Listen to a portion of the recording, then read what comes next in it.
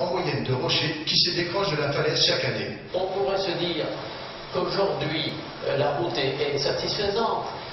Il y a eu de très gros travaux de sécurisation qui ont été faits, mais nous ne sommes pas à l'abri d'effondrements conséquents. Et c'est donc l'objectif premier de cette route qui est d'assurer une circulation totalement sécurisée, ce que d'autres solutions ne permettraient pas entre la possession et Saint-Denis. C'est un engagement que j'ai pris, que nous avions pris devant les Réunionnais,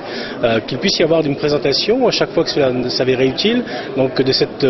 opération des grands chantiers qui est menée, donc dans le cadre de la signature des accords de Matignon. Ça fait 7 mois que ces accords ont été signés, donc dans la nouvelle mouture, et donc je crois qu'il était absolument fondamental que l'on puisse, avec Madame la Ministre ce matin, faire une présentation, encore une fois, dans la plus parfaite transparence, du nouveau projet de la route du littoral, du Transeco Express, de la société aéroportuaire et des aménagements qui seront opérés sur les plateformes de Pierrefonds et de Roland-Garros, parce que nous sommes à un moment important donc, de ces différentes procédures. Les travaux ont d'ores et déjà commencé en ce qui concerne par exemple le Transeco Express. Le Premier ministre et le gouvernement est très soucieux que ce protocole,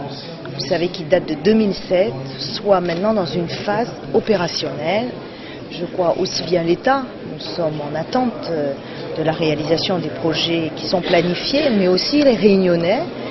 Et je sais que le président de région, depuis plus d'1 an, a mobilisé ses équipes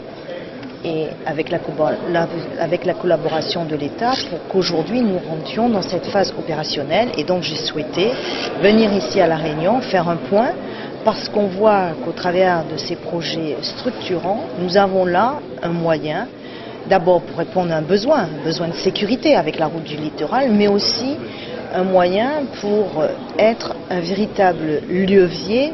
dans le cadre du développement économique de La Réunion qui a souffert, vous le savez, d'une période où il y avait des grands chantiers comme la route des Tamarins